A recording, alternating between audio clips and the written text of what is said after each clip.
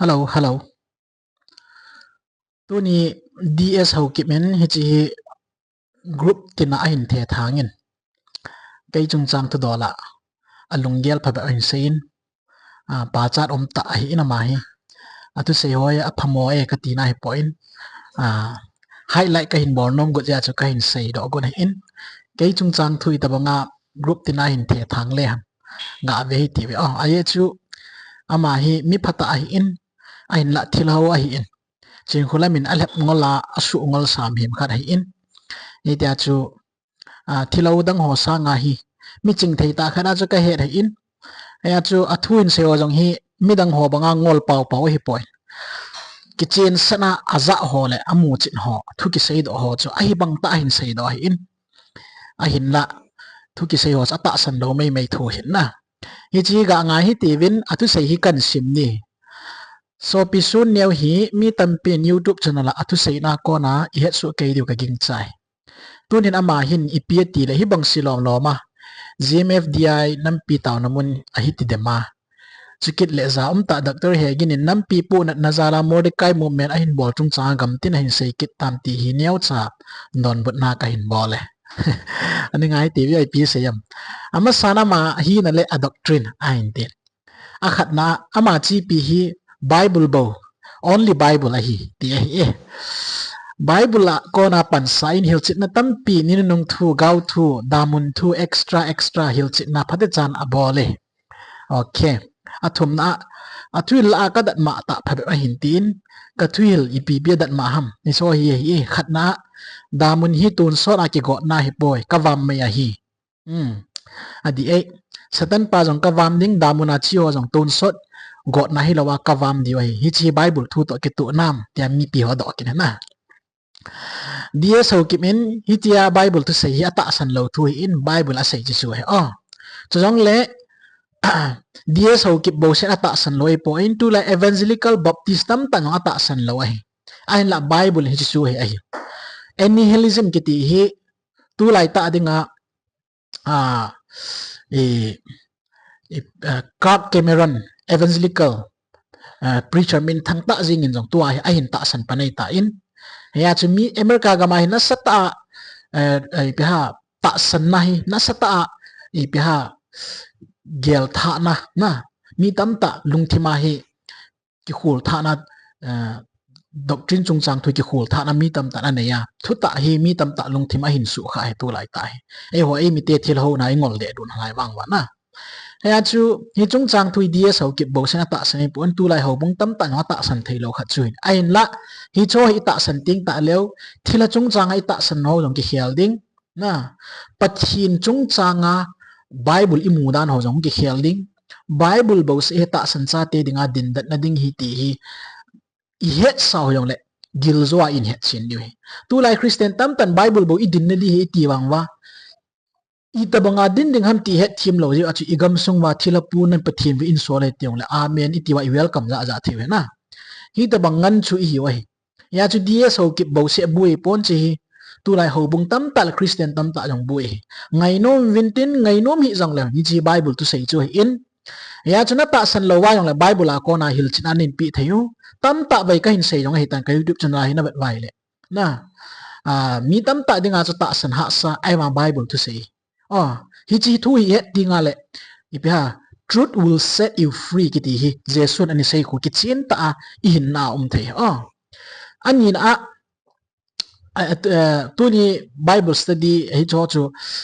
ka hin hil chi go epon DS Haokip ahin sei pa chu ka hin sei me ya chu tam ta kan sei lo de anin Saturday hi chor nga ni thing hin ko hi jong le Sunday ni zo si su chalo ding hi hichi hi su chalo ding hi ti ki hil na kam chang hi bol wang ki bol khalawai ahin la Saturday chor nga ni thing ki ti hi pathin thu pi in pathin thu pi ni lo zo si chi I tiong le na chon sit hi ki ti aya chu thu pi pal ke chu Bible in chon sit hi 1 John bung thum chang li na ki chin ta Bible ki chin ta sei chon sit pi ham chon sit chu dan pal ke hi ati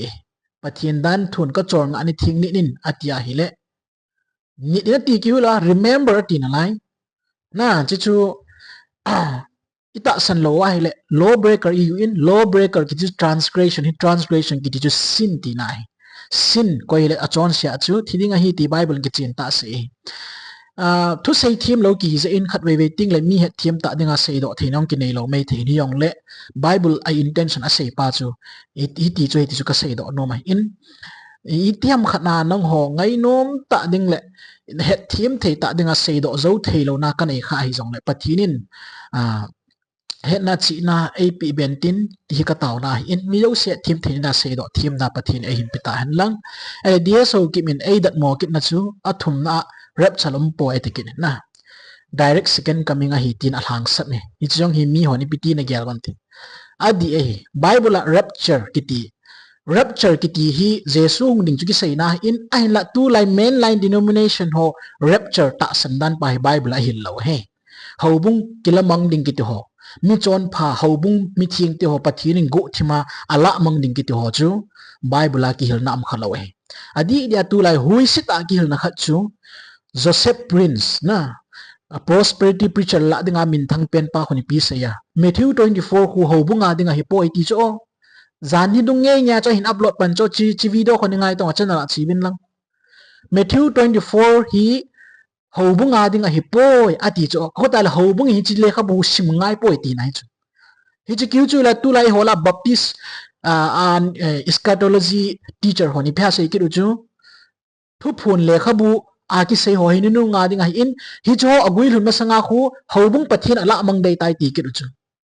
ila wa zam pen pastor on khon hi tinga na ko helu cho ama ki lo dang eschatology teacher ho na ani ngai to aku ta le hi cho loi thul dung ya chu bible ho hi e ho dinga sim ngai ta lo na thu phun le kha bo jong bui pi ngai ta lo hi chui pi ha satan a dei pen chui chu ting la chun satan in pathin thu hello wa e koi oi ta in ting la chun a dei dai hab duty nai ta hi chi chu tu lai ho bung tam ta ki him ai le ali na se ki chui pi ham ama hi 7 day adventist ho hin a denomination a ki bul phu that hian sda hi bible thu ta chi pi le zui hin adang ho hi awa mang hi tai ti agyal ki hilo alang sami atu sei dan hi a hoi na ds Haokip mi thilo dang ho to ki lo cho atu sei ji ka pa cha ni mi wa mo ni nel pon mi ong ngor hui tan ki nil pi pon ma hi a dei lo mai alungyal thing sana ki lom ta le vet zui ning ta an sei doi thilo dang ho chu ki lp ni lum ke yong le i biam khat bang jing hin na ama hi ki chen sana sei hi ta bang hi mi chinga hi in hi ta hi holim su ke dinga tip long ka tip jing wa bon chawa 7 day adventist ka hi na ji a ka ki bul phu that he ti hi lelam khat a se tu le lina chu hi jong hi thau mai the a hi wanga ke in 7 day adventist ka lang sap khapon bible thu ka lang sap me 7 day adventist jong amit mo na am le a hoi lo na am le bible to ki tu lo a hi le 7 day adventist jong na sata god ngap ka hi na ya chu hobunga be ka hi pon ain la ipi hobung in bible zo cha chi pem ti bol ka hi tunia thu ki hil le thu ki sei zo si baptist church ni sei ta to baptist a kyom di chula evangelical ni sei ta to evangelical ki hi di chula na hobunga ki be hi lo hi ain la ipi hobung chun bible thu abe ham ti pa zo cha ki be pi ho hi chu akoi ko yo sin he su ke diwa ka ti ma he hi ta bang bible thu to ki tu lo chi pi khat gmfdi pathin na to namun a hin da ma mu nal hi wa thu hin sei kit le amen ti na lai zu hi ka dat ma ta hi a doctrine ho khu ve mo we ka doctrine ka hin sei khu bible tu sei in hi ji chu tu la ya kan long kan sei sa hi ds Haokip nang kyu na sei po in na gmfdi thu ka hin sia pa na ka viewer eca kbc ai lo le adang hong ka sei su ke gmfdi thu thila thu ki sei bo na ngai nom ben pathin thu na ngai nom pawe ka ti sa na ya chu doctrine ma cha ki sei pon bible thu ki sei hin bible thu chu doctrine ni kit he ki chu ni het di ya chu baptist hoi ta koi ta san lo hian lang nang e na ta san lo jong le hi cha chu abui ding pon na a hin la doctrine di lo ta sana nei gel pawin tu nya gmfdi thulung adi lo dan ki chen ta ka phone lo chu ami angol pen hon jong ching thei ta lunggel thei lo pe hon jong o thilana to na hi ti ki chen ta mu do wa hi le nai ipi man cha ka ya pathin ka lung thima het na ap ti na in ipi ya cho ka sei do thiam ka ta san ki bul phu na chu adat je le adi ya chu thilana to na ka he ja kain sei do a mi tam ta na phat chom pi thei chu la hi chu kin ki chapau sa nam kala lo na koi chapau mala sla koi ki choi sang mala sla anok na ma e ho thang ngan ba mi chu na ai wa pathin thua ki bul phu na chu thu di ki sei do ale mi khat le ni na phat chom pi chu lo pi na ai o na pi no banga lei tu la ho bo wan gam kai ding lei tu la hong lo si si thila ai lo a hi le pastor ho ai noti sum ho po na ne owa ti ho puwa chapau ta pulpit na mi chau le le ka hi po ya ke ho ya chu DS Haokip min phate ke cha ke thuil na ti in ke thuil pen ro chu bible thuil hi ki chen tan hela chun na tu nya hi na kha do mai the e ipi ti le tu ka hi bang si hong swa ATM chan la hi khulai mun bo dem na thu in sei jing ham ti hi lungdan ta hi atu se ala sa jong ku puri pura ai piam khat lunghan pi mana amo bol bol ahin wan pathin angan si lo thila satan aman cha mi bo kalunghan nati kalung phat mo nati chu na sei kha mai thei chu ai ma kalunghan ji a GMF di chu khuti tia abula bar nei lo ka ho sit kha e kalunghan ji le kalung phat mo je le na thila pu na lep ngol naw chu kalunghan ji atunya bible a ko na pansa na thila pu chu tur to ka chut be na pino win a zo kiu a zo thu ngana se ya a khot chala thila ka that ne ti po ho po chu na pathin thwa mi zo nu he ke ti na pino win thila in mi lung thima he su ke ye atia a dei mi kaw sia ngo le lia hi tho chu bible a ko na a zo se ngan ka phot chi pi na mu ti na DS hi da chu bible a ko na ka phot chi pi thei chu na muwa hi le kalung ha na mingol ho tu se jan ka tho lo le pathin tu se ka hi chu la ya cha pathin tu dam sang ka hi chu la ne thei lo phati ke cha ngai tang chule so pi Sonneo in ne het di khat chu doctor he gen nam pi ngai lut ne le pu na zala thu se ala sa abonin alunggel ngai tu ne he zo zai poi inamu hi pathin te lo asim tu ding le akido do sa the ti amu om poi ti amu china pathina ki bul phwa bol the chana bol hi ti ki pathina ki bul phu lo dan thila tu phuna ki bul phui ti ka sei ta chula ya chu thila tu phuna ki bul phu pa chun i tabangi nam ngai lut na nei jong le zero bol thau thau di chme i ma cha ka na lo di chme thila ho na hi lai si min ki sagim long leo chen pan na bai hi ni ja se gi ta le ni ja ge ta win lang pathina ho nge ti te lo thila pu hi na thila pu hi lo dan pathina hi mo mo ti phot chin ni pathin tu chang khat long na nei po we ka ti chula tu chenge piong na dom but theo GMF dia chung chang kain se ho kamo pen hi lo pia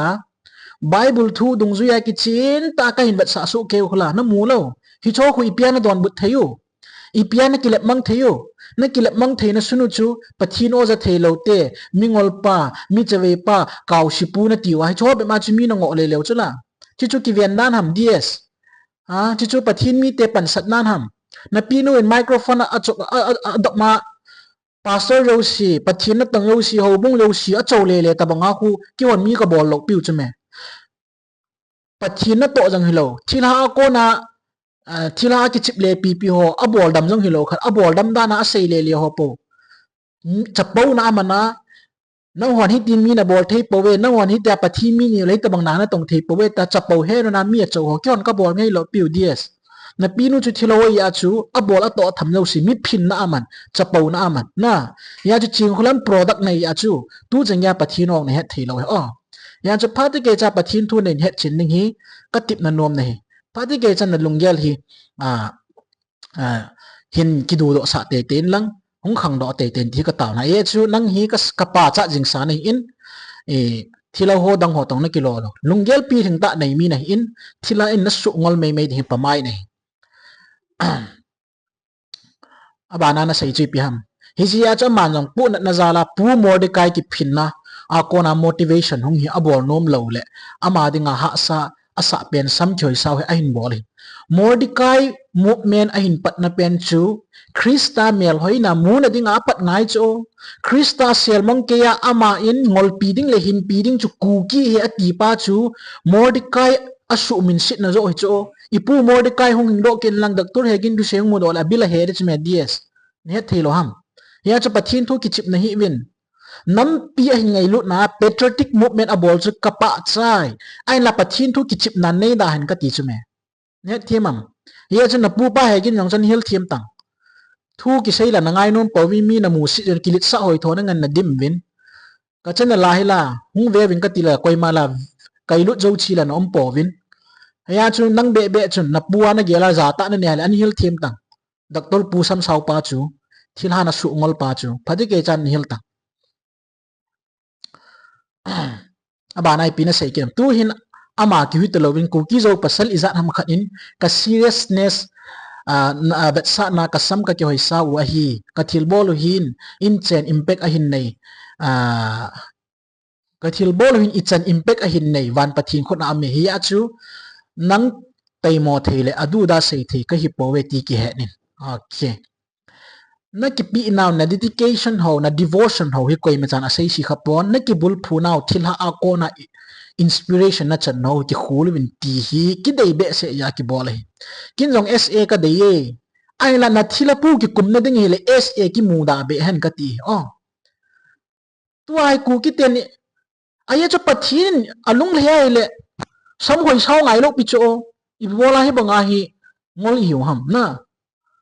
pathina lung lai ting le ama lung dei wa ting wa ama sana ma gam le chon phat no ho ma sa me de thila ho ma sa me ti lo chme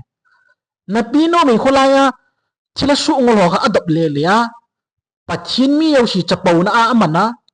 hi chu iti pathina to na ya cha chu sa dal din nan sei do ipi ham na lagaw wa mo hi ds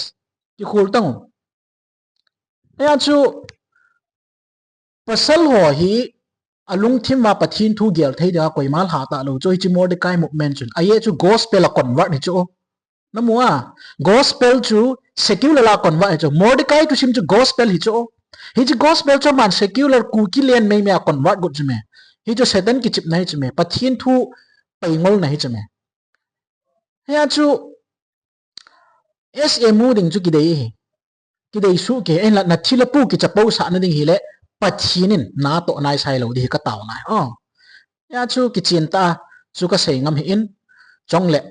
pathinin jong na to nai sai lo ri no ho thila ki chip na thei lo he pathin chu long ni lo hin lo ding na ka na lo hil di hoi te ke cha na ki khol di we ipiong cha chu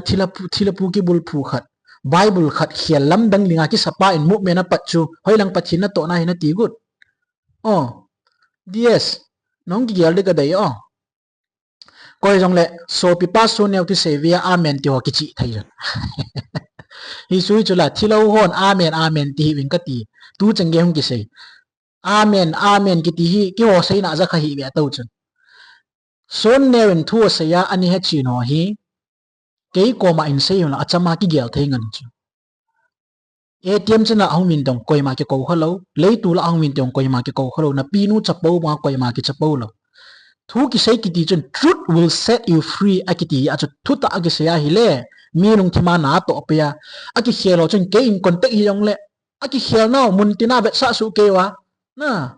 thu ta chun na thila pu hi na sata su la samji a hi to a hi na hi ti wi cho na hung ki phong de jing de ya chu so pi do ngai to thilo ho hi ipija to hi amo dom bu ne phat ka man jing ham aya cha ki sa naw hi setani na sata pathin tu do na apui be se phat wa na mo ve the hi lo pha na hi hong ki bol jing hi pastor tam ta in ai lo la ho na tong tam ta in na sa khamine hi jong le kin wang pathin thu ka mu chinin hi cho loi tabang thil ha ki chim hon pathin thu ki chip naw hi mo ve the hi lo dan ke he ja pan kala hi ya chu pha te ke cha thu ki se ho hi na vet wa pathin thu ki han ding ham thila thu zo ki han ding ham ti hi ATM chen la ko nai na dei than theina na ki het su ke di we ye chun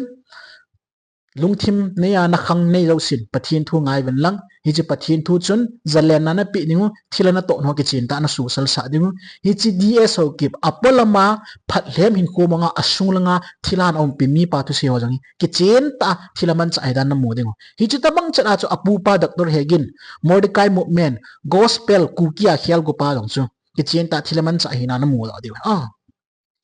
na so pi ke ka hin zu thang na hi pon na tu le ma nam mi te a ko kha ding dei lo na neu khat ka hin sei do ai bo pha chu na hin sei chu na lunggel kan pa chan kin jong ka pa chat pe na in kin jong nang zu thang na da ka hin sei pon thilan ho lo na tu na kan hil ken ho DS ya chu phati ke cha nani het ding ai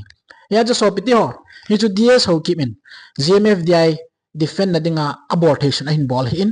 i za na defend a bol wa pathin thua ko na pan na siki khat wa nei kha lo adei la tu chu ke man ke he nai ti bo khu dop sang na ding ai tu la ya Almighty Church of God hon the word appear in the flesh ki dop sang but tabong wa gu thima cholo hi tai ki chi me ya chu Mordecai movement jong atup chui phem ke man ke he nai ki ti hu ta san the ni dinga movement ki sim nai boin ku ki len dal do na ding hilowe ya chu chi Mordecai movement a chi ho zo si khu ta sa jong na man tha diu thaga wa jong na man tha diu doctor pu jong khu asaman hoi sau ding thilamelan pu che di chi chu e satan en dei cho ya chu ne ki chi thei diu hi DS Haokip jong thilapu man cha pa doctor hegin chu pathin man cha ai ta na ta sanai le ipia athu sei chu na ta sana na sam hoi sau num lo numei hon jong na sam ki vocal ti chu la na jinu sam jong na ni vocal sa di ama sa pena ching khulam jong na zol ding asam na vocal sa diu aya chu no ha ko na pathinin SA movement AP de ti le ching khulam azui ma sat pending aban la doctor hegin aban la azinon jong sama ki vocal ding na muwa nan bo su ke diu pasal si sin na sam noi sau diu numei si sin na lu na vocal diu chiting la chun na melu khu thila pu ta ta chung kilang ta ve ta chiting la chun ipi na hiu na hola nong ke te ta chun zoom hello na hi wai len bo to cho chu DS Haokip hi ka satan thilo hos la aka pa chat pen he ka tin ka pa chat ta ba hi ama hi mi pha hi mi lung len hi in mi lung nieng ta hi in ke ho pi thei pe na ka he hi he chun phat ma sa hap na ni ma sang jep chun kan ho pi in ka khyo non hi ka koin hi cha hi pathi ni ku ki te chunga ki sabui pathi na hi in theidang bei kya boarding danga nei to pon van le sit simpa heavenly council ku ki te chung se abu ya hi atina ase pen hi kan ta do ding na ningai so ke dio he chen phade ke chan ningai win lang chi thu hi na mu so ke dio I tabang ke ta san na hin se hin ama I tabang ta san mi am ti na mu so ke dio he chen viewer hon ni ve win lang DS Haokip hi ta san thei mi hi mong hina kin ka se ke ta san a hin se ho khu na ta san lo wa hong Bible study bol ning kin bon chi kya ki lep la su ke di chu Christian te ta san ning dol ta chu Bible ta san nom lo je ta san lo thu mei mei hin hi chu ke ta san thu dol a hin se ho chu in ama ta san na wang hi pathin thwa ko na phot chi them lo pathin thwa ko na phot chi thei lo hil ke man ke henai tia thilapun a hin ji le khabwa ko na adop sanga pathin hi ku ki te chung wa ki sabui hi atina ka kheulim pi na ni chom cha ngai su ke tiwin itabang ta san mi ham itabang thilan aman cha mi ham ti chuna mu sin su ke diu ya chu DS Haokip ki lep la sa mi nom wai le mi wang si pen nei diu ai ani ngai ven lang hi chu ingai chai chai a chai na hi jing ding tai ka ke pa tun voice ni ngai ti we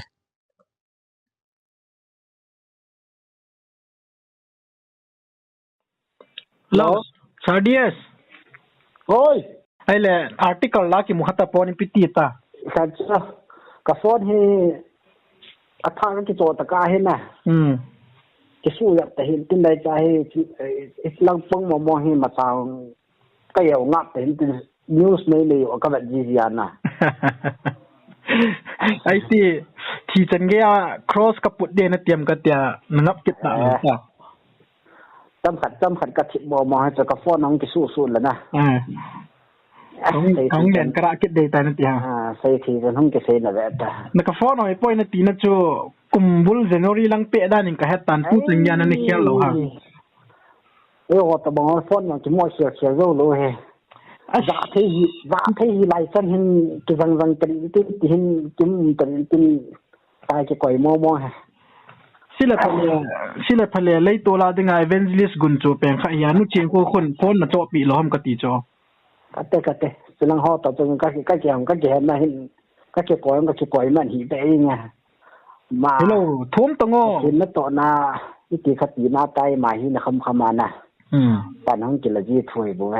mi aman man tau pi ding chenga man som nga man tia dialogue hian za ji nga phone cho na ding bol ki sei la chun na pi ma ta ai po pu DS phone chung ki cho sa o nu chen lam chu man cha hi le ai man nu ki bol tin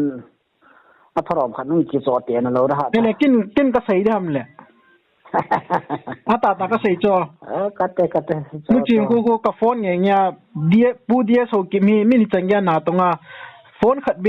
sáng xóm ni là ngã men ho bé chỉ tin là bị rồi là làm tiền là nên cho bị tệ đấy chứ cho bố cho xây lệ hàng ngày ha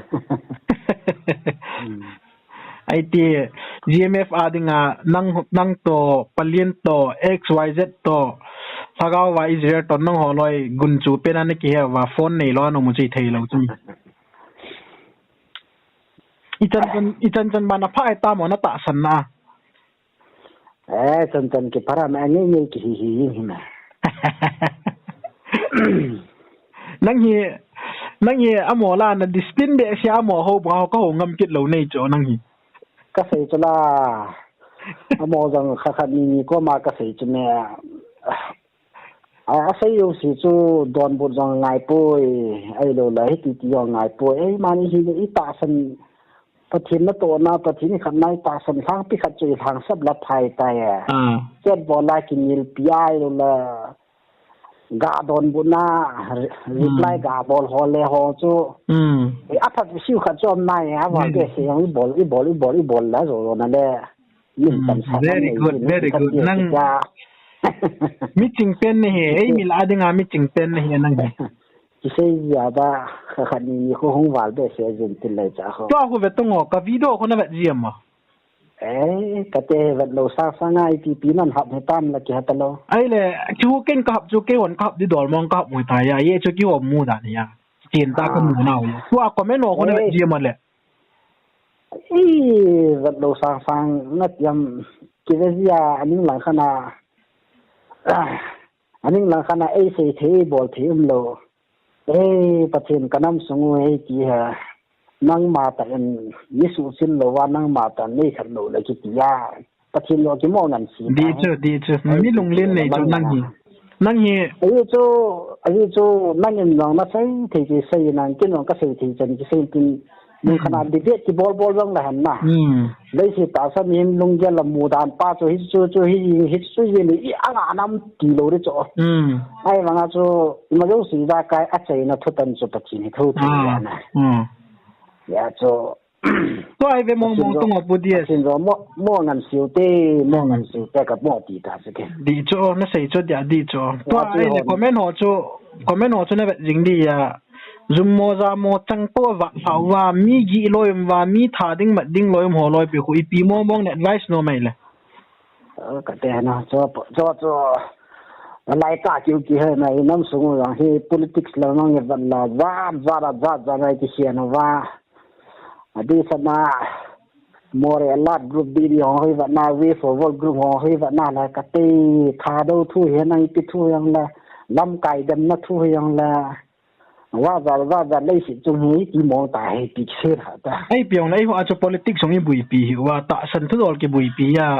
นั่นลุงซุยคอมเปียวได้ลูกโอ้โหอีปีที่มองนะเกลำกติโจกิมปีที่กี่เกลได้หาตาเนี่ยลุงนัดเด้เสียจนเสียขาอีตาจนเราทีโลตาจนนั่งลุงนัดเจ๊จนละว่านั่นหาบอลเจ๊เกี่ยวกับหาบอลน่าจะลุงนัดคิดหนูน่ะไอ้ที่กี่เล่เห็นกิน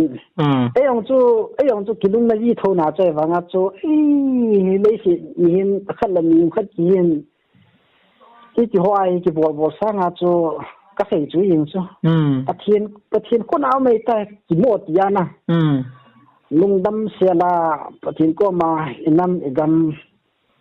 ตาซาละทักเอาหิตาหูบุ้งอะไรหิตาก็จะจีทีนี่เดียวขัดมาก็เด่นทีนี่เดียวจะได้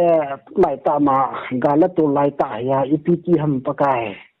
อีจ้องนี่กิจกิเต้าถอยตาจ้ะไอ้จ้กิเต้านะกิการจุยปีทำเดียละจุน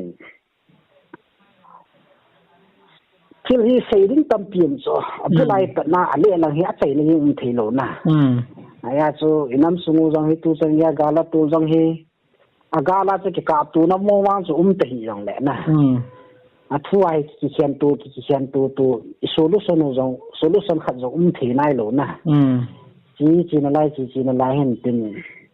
ไอ้จีปีบักกิโลรันไอ้เล็บบูดีเอสประเทศนู้นถ้าดูแลกูกี้จะทำจังที่ต่อโจมีแหละกูกี้แหละหลังขั้นหลังไงพี่แล้วนะกิ kim election chung chang ding ki san jang gam tin ki sia hi ta buyu la so ho government to talk sa jang tung gel za chom sei khom ngai tu na za chom ki sei jing lai na ni so geopolitics suinun da ne na so jo si chu wana simpa pathin na mu lo hi lo sa mu so ke to na adi sachun adang se rauti inam sungkul ka hi pathin ni ve han nang la nuyang nuyan tin lung lung si ben teng ka ti cho aya cho lam pang ho hi pi la pathin na ma ta in bol nan ti Asia tang ta ding ngai pun ai khana tang ta ding ngai pun isei ti ni bol thi chan yang ki bol hi tan na ta he lang khana ai ma in sung lang zo hi ki su tup ding ai ma in sung lang zo hi na thei chana ta sa lang ga wai pi ti chan ge dam ti o hi ki gel ding ki tu ta di nang ta bang chat wang hi mi tam lo cho lei tu la ho phatai cha kha phata ke cha ka na he le ta sana di lo cha chum ke koi ta di le nang hi mi pi thing ta khat da na thu na sei tia na pi hin dan hi inu chin khulam rong hun na pha lo pi hi le hoi ta ka na hi le jang zo wa ge ta ai ve tong ka sei lo na chu kun chi chunga ding do a lei tu la hong lo yo sie pieng tha ai po e tia lei tu la to ho bo wan gam kai de ti ji a lei tu la hong lo ho yo si chu kaw si e ti kit ji a ai le cho bong an bo lo bong ku ipi mo na ge le le chi chu nang sa nga pi thin lo na ka mu na hi chu chi chu e kha cho na yen ga na ku na cho na va na nei khat la chen a fil sunga khu yo ma a chilung ki bol da na ki to da no khoi va la bol thu khat cha lo ai a khu na ai cho tong pa khat me ya chi chi tong pa chu ipi ham mi ya la chun ata san lo ho chun i chi thalau di lo ai tai ki chu ya ni ki seyong la chun ano gel chu hi yong chu na ai ho chun abula ta na ani khula ani khat ho chun hi chi ki dang ta chi nei tai wan ta chi nin tu ni nung phar khanga he wan noi le si to su la su e va na la chi jo si va na la enam sung to su e va na la hin na khat wa cha tong no mo mong tai ki tia athu ane se simpu pa ho ki bui piana ya cho ka gam kanam adam na ding thoda hi la pakai ki tia kita wa ki bi ri cho ni chu hi chi thu pa chu ki hang se mi cho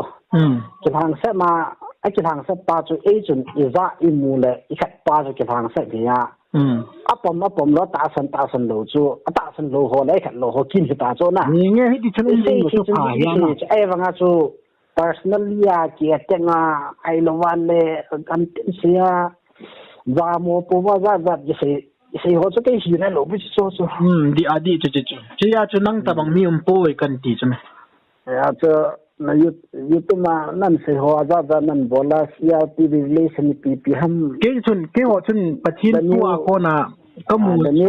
hindu wa rising ti ho po na nan bol ji ho se va na le chun nang no na muda khat nei khat da khat la se hiya ai wa nga chu hi chu la ya chu pachin nang dung da na mam ta cho ai chu old testament khanga ki ta na jong e va na yong la na Israel cha te la jing yong chu va na la na pachin divine hoi ta mi mai mu thi lo ya chu na na to ho hi ami te no ni he tim ji lo chu na masan khang ma va la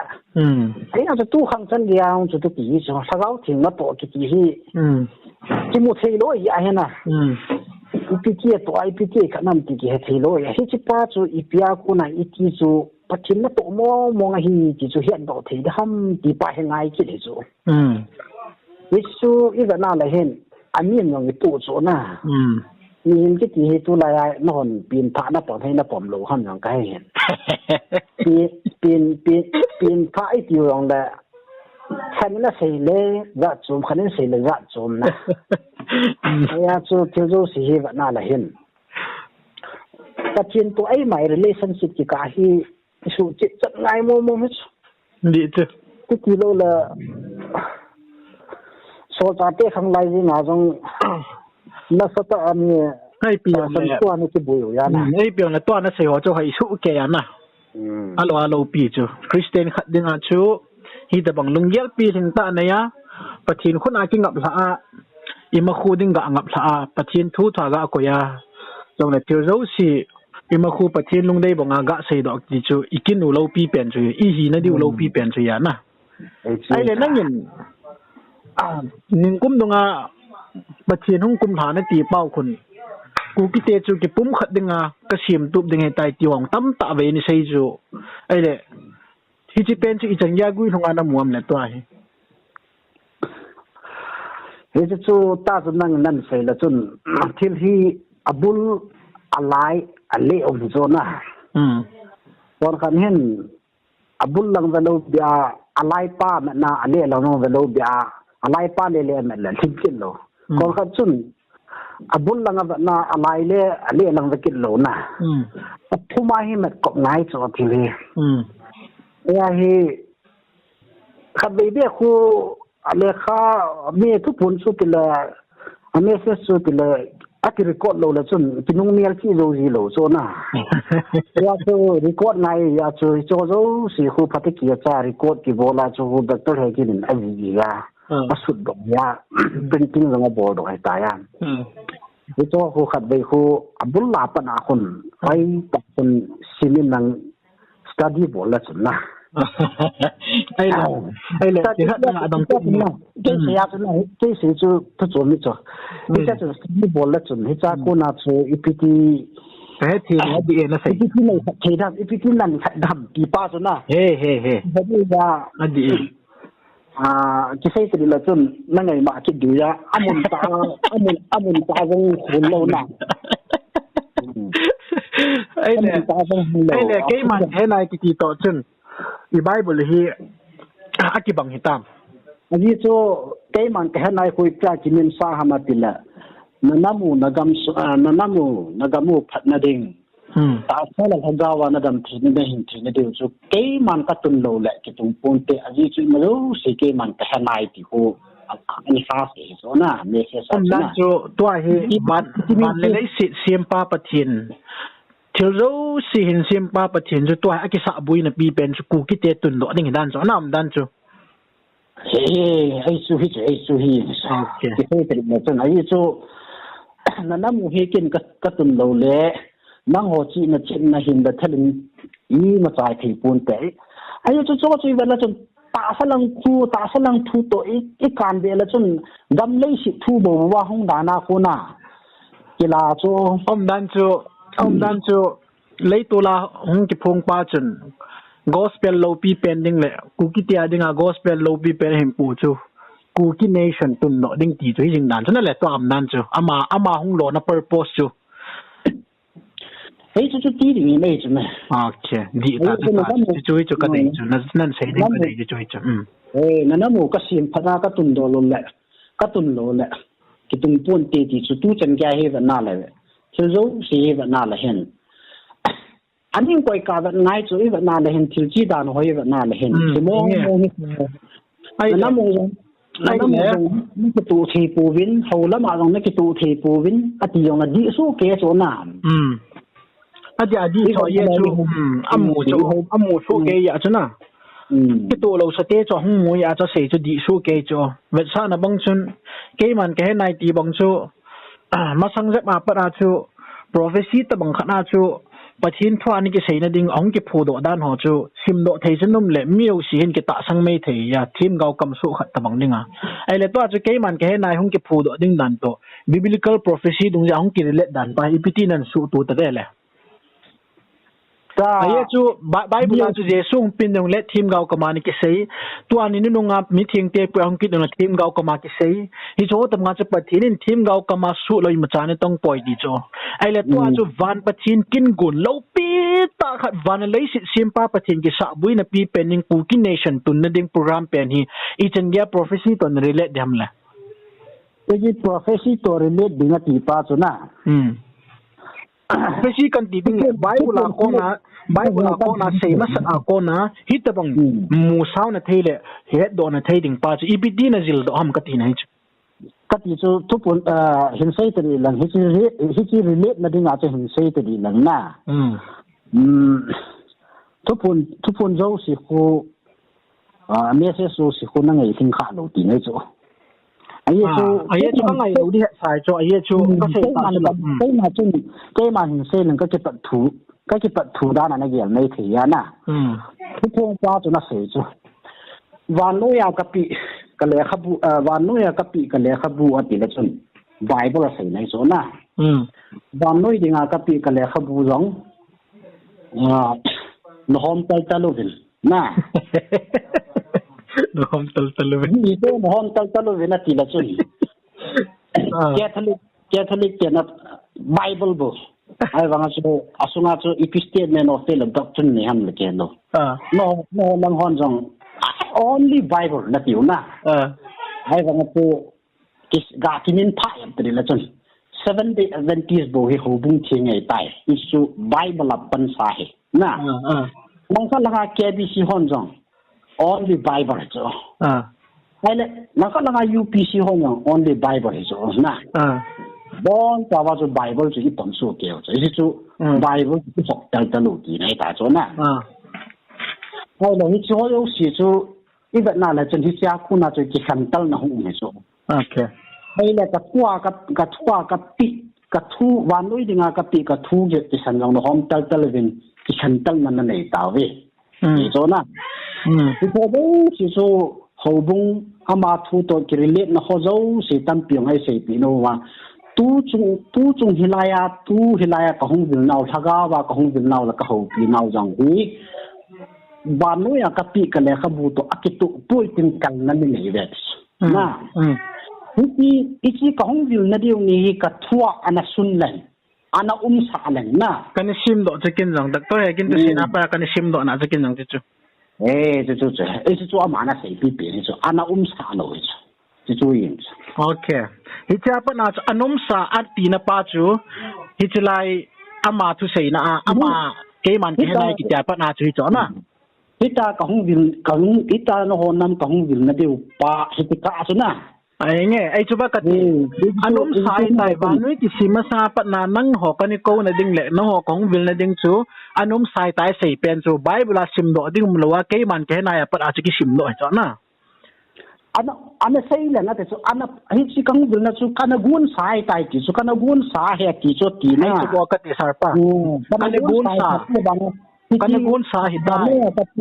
Vanu ya kapi ka le kha bua wang chun ka chun sa poi ka pu ka sai jing poi sai dang ma ka sai yong so ka he poi na ai le chi khat nan dong ke ninge hinge ka he chi ne na sai chu ai le zon bung som le li chang som ni le ko na chu Bible in ki chen ta sai chu and now I have told you before it happened so that when it happens you will believe me ati chu aman ta lo first Thessalonica bung thum chang li na sim ting ai le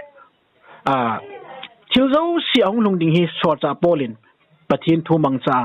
khunu nunga thilu sen he sa tong le zo ka sim ba banga chu jesuin ong lun ma sanga thiru si ka sei pi nei ta ve ye cha ong lun ting le na ta san ni heti chu na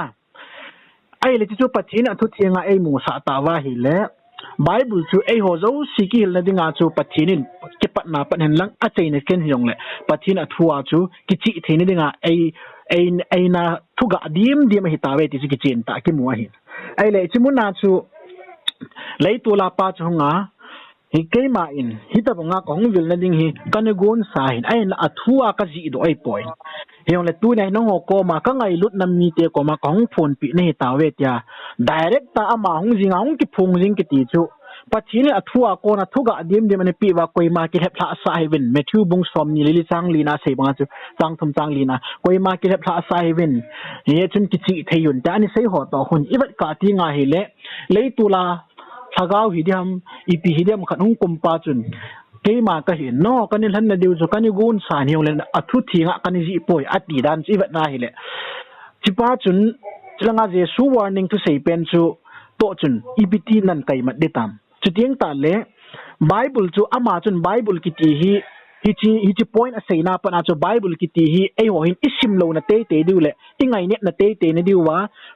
policy a khet na ham na idea ei khum pi ham lunggel ei khum lut pi ham hi cha pa na chu Bible hilowa ke man ke nai ki ti zo pa chu Bible sanga ngai sang na ding zo a yung ipa ilung chimu yung khel pi nau hin tem na tiam pa question do dan chu Hichi tu nang question do pa che ne nang ti tu nang gel pa chu na nang gel pa chu ta na chu movement bol go ya na ngai tai dang sa yes ka gel lo cho bible la toy bible na ta senin kha venin dom bu teri lo lung set tai Hichi cho thu ponzo si hoi ta ni sim la chun bible men pathin le khabu ti khu bible ko mention bol su ke cho na ai bo bible mention na hi le na chi chu lai ta nan dong ke nge sa ds nga ngai kham ta din bible tang rong na ti su ke cho ai su ba na ti su ke na ti ve hi cho ga ngai ta chun agom lam pen hin sei ta din la a bible pa chu not thab de hilo a thu pa chu not thab de hilo a thu pa chu tu lo na i nei phat wa chu chat ve na i nei phat wa chu chon sit na yo apun che na i nei phat wa chu pathin hi chu cho hung su tu hi cho a bible ro chu hung nam da jo hi cho ai le thil lo se mention chat ne na tia tani gun to sai ta ati pen ipi a mention loi dam la ipi na tema thil lo se mention ka ti chu bible chang jong Hichi lai chu ka ho pi na hichi chang chu ka ho pi na nei ve ta hichi chu cho na chu ka do nei cho thil dang a se yo si bible chang hichi cha atia ko cho na ai le ipizia apoi mo pen lai ta origin of revelation adinga apoi mo pen ta the nature of revelation mi yo si ta san theina ding pen ta chu a prophecy hung ko relate na ding pen a prophecy hung ki pat theina ding pen keiman kanigun to sa ati na lai pen ta chu simdo ding lo hila kani koi hetia chu ase khel dem ai le laya bible chi sim kit tinga hile keiman ahung lung ding zo si ahung lun masa ka sei pi nei tawe ta zon bung som le lina chu ki chen ta sei kit na ding le sol cha polin thilung lung yo si pathin thua kan sei su pe ka hil su ke nei tawe ti kit na hichi to chun ki bang lo hila I ti da na chilaya ahung pa bible ji pa ma he na tiu cho ahung pa chu ai le ji pa ma chun I ti da na kani gun kai ta ma ka gun to sa pen chu kani koi lo hetia ai wanga thil dang gamtin a sei zo si pen chu bible chang a quote ki na ti ham chilai chu hi tom bati le ichi da lung dat na ta cho na ai la bible jong ki hi na ken de lam phada hi china do pa cho nan le kan kin lang wa ko na chan san ho the cho ka noi piti na ka na bible jong si hi interpret ki bo ki su pe am pi na ti bible la pachin tilgon plan jong si hu interpret ki bo su ke them ki bol the ye ki bo the na ai la khat ne min sei ki te lang thu tan pi cho bible la ko na thu tan pi hi cho ai chu pachin jong chu me ngol lo hi chu pachin hi cho na ipiti ngol bi ong pachin lang kana satan jong chu mihim sa nga chu par ama chu pachin thil sim khat cho na nge ku si iza kai chu pachin a bola to jo si mihim te ring na bol cho na nge mihim te hu hing na chan na ringa bol cho nge kai la ba sei te di lang Daniel sung khu isima la kun Daniel gaw mu thil mu ho kidak a sabe se ya azo na le en jong ngol do liu ya gong liu ji so na nge ai la ichu khat a chai na lang pa khut nun nung thu ring amu pa ho bidang a sabe sen tin Gabriel vantil do so na nge adola Gabriel vantil sei pi pia zo na chu khat ado be kin la Daniel chitan na apata kitchen ne he jong apata mun thiên na mai piam kitchen na din ni kur a chipi ka si in sinang ki chol tan ti so na kitchen in bu khat un ki so kitchen in bu chil zo si pathin he sa ding lo ma ai he sa pau ko ai ho mi he diu pa kalwala ko pathin ai in bu chil khat in jin lai cho nya it's zo si chu interpret he to te ring good na asu tungai khulwa ikini lo wana gamtin ko do ji so tin interpret ni bol phana chun kito kiji ka lo na tin hin so ki tang na second coming to rapture to hitata ipitu icho yo si hi tuki im tu hi bu chu me ai wa ma che hon khud do te khud do pa la ที่คุณโดนประคับปาตัวไอ้ที่ปัจจุบันปลาตัวที่แต่หลังคันเจ้าที่ละที่โจรู้เสียตัวปัจจุบันตัวกินยิลโบตัมนะกินยิลโบตัมนะตั้มปีสูรอจินจินนะไอ้ที่จะบอกมาตัวจะไบเบิลไลกินยิลโบตัมแต่บางอาตัวจงปัจจุบันของวิลนาอันเมเซียสองหัวจะที่บอกเนี่ยตั้มตั้มจูดูจู่อาจีน่าใจนั่งเลยกินนอนกินหม้อเสียวเทโลกินหม้อหิลจินโยเทโลกินลุงดอมจู่น่าไอ้เลยนะผู้ตำตาจนนั่นใส่จะปาจะลักนั่นตัวใส่เป็นละจนปัจจัยจนที่เราเสียกูนี่หูหิงนาดิ่งแห่นาดีจนนะนั่นแหละpurpose เราสิละที่เราเชื่อมเราสิปัจจัยนั้นมีหูหิงนาดิ่งกันนั่นเชื่อมแห่นาดีจนนะไอ้เลยนี่ที่หูหิงนาดิ่งอ่ะเชื่อมเป็นจูตัวไอ้ปัจจัยนี้มีหิมเตหูสิหูหิงนาดิ่งอ่ะตีเป็นฮีน้ำบีอาหูหิงนาดิ่งอ่ะตุกน้ำเอโรลวานุยเลยสิปุ่มเปีย every each single person หูหิงนาดิ่งอ่ะโปรแกรมอ่ะกุนนะน่าเสียนะฮัมที่จริงใช่จริงคิดได้เลยปัจจุบันหูหิงนาตัวฮีวานุยเลยสิปุ่มปีมีหิมซาเตะงาตัวโซนะโอเคมีเนี่ยจะไล่นั่นใส่จะพัฒนาจูวานุยเลยสิปุ่มปีอาดิ่งอ่ะมีเรื่องสิ่งที่เราหูหิงนัดตัวกูนะเห็นตีจูน่าใส่จริงแต่จ้ะนะไงก็เลยแต่การใส่กิจจ้องหูหิจูไอ้บางอาจูหิจาจูหิจีหูหิงนั่นตัวที่บอลป้าจูหิจีฮิลวาหิจีบอกหิจีฮิลวากินฮิลโบตัมนั่นเนี่ยว่าเหี้ยฮิลข้าวว่าส่วนสิ่งนั้นผลเจ๊ที่เราจน by revelation เอาจุดปัจจัยนักหมดเลยจ้ะโอเคจะป้าไหมสิ่งนั้นทางโลกคุยบันละคนมอสีด่านหูสายตาจ้ะนะไงแต่เด็กแต่พูดยังสไลด์ตาจูนน้องว่าไว้นะครับตาจู by revelation นะ by revelation นะอเวลาเกี่ยมาก็ตะสตะอัมกะลากาวตะอัมขณะของกินาของที่พูนนั่นเองจีจีอีพี prophecy ตัวนั้นไก่เบกุดกินทำเอาเลยที่ขั้นใส่กิจตัวเดียวผู้ที่ลุนจิ้มผู้ไอฮอนนั่นเปลี่ยน Bible translator ลายเหนียวจ้ะนะแต่แล้วเอามาให้เปลี่ยนทางนะคุยพี่จิ้มเปลี่ยนทางสิ่งนี้นะที่ลุนจิ้มหัวปิ้นถักเลยปิ้นถักแล้วก็บุยเหลาเปียพี่จู่กินที่ขั้นกันใส่นุ่มจ้ะผู้ที่ลุงจิ้มจูดัมโม่จะหาตาดัมโม่คริสเตียนอันนี้หินอะไรอันนี้หิโลจ้ะมาจ้ะนะปัจจุบันนี้ก็เป็นโลจ้ะหาตาหุ่นดัมโม่หุ่นดัมโม่พานะฮีที่ดิ้งดินมุนาอุ่นตามินจังตัวปีตานะไอ้เลยจานขณะฮี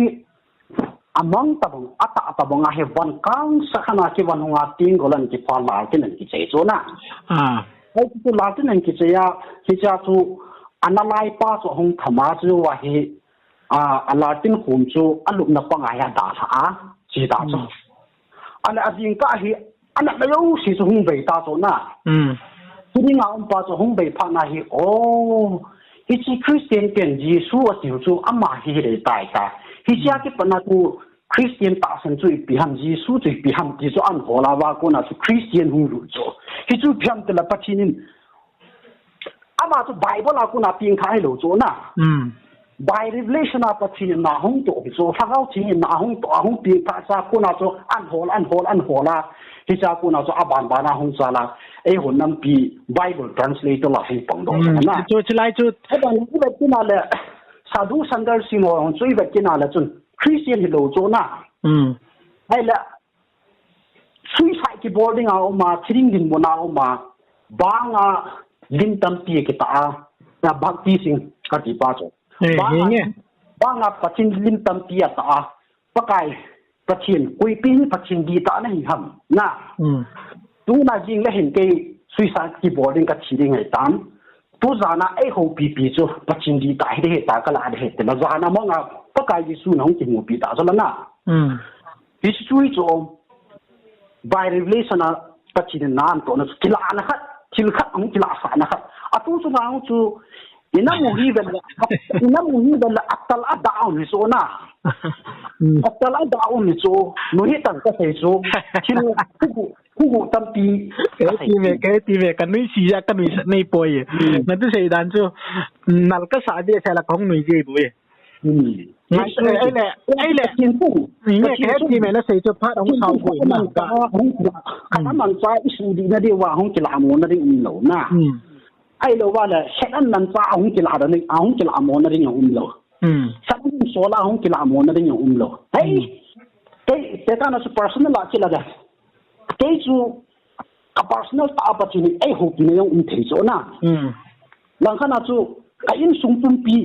lang kana su kakusung lang kana su nampi na ngai tari to pudes call poi mo ta kanong ye kan ti kha dong umte na sei jing tale sei na su tu na su patin kidan ta hi san dia na an to la kinil bo tam nai nei lo wa ai lo wa la hi lo hinge ki pa me pudes na sei zo ke ti me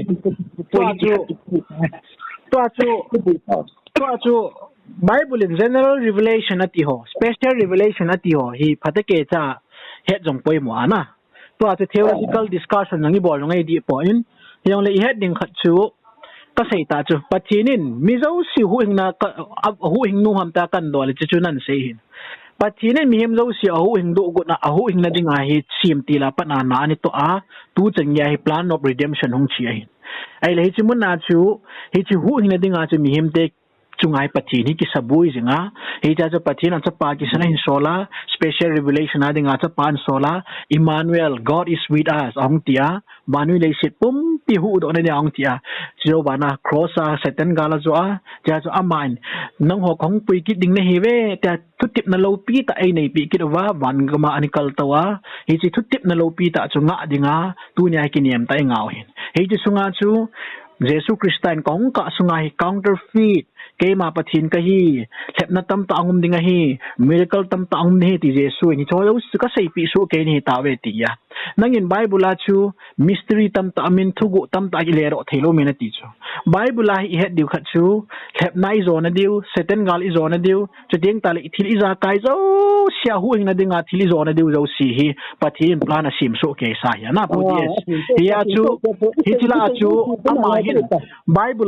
Bible a kona ipam pet do wa textbook da igisim wa special revelation da na ingei tu wa hu hina tam pi thil ibol hi to banga chu e wala I ho ki hep la diu pai pathina ni ki chi thewin ti chu guard na sata ni ball pen chu ya na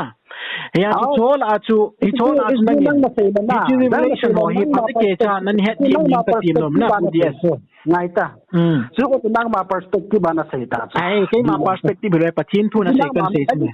ngai ta so na ngai la kun na to na pu DS ngai la kun after to tu mo do tu mo do ta di te kan le call ke di cho call poi mo ta ka ship de me kan call ke di cho